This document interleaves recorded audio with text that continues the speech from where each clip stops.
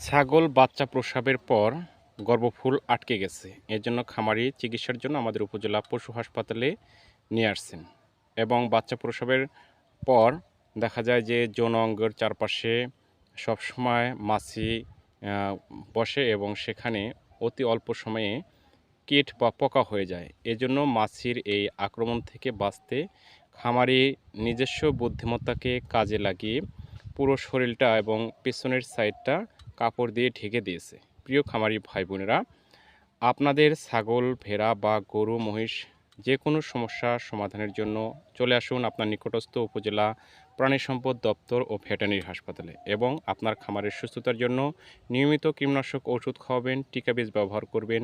অসুস্থ হওয়ার সাথে সাথেই সুস্থ পশু থেকে আলাদা রেখে আপনার নিকটস্থ অভিজ্ঞ পশু চিকিৎসক অথবা নিকটস্থ উপজেলা পশু হাসপাতালে গিয়ে সুচিকিৎসার ব্যবস্থা করবেন। সবাই ভালো থাকবেন। আল্লাহ হাফেজ।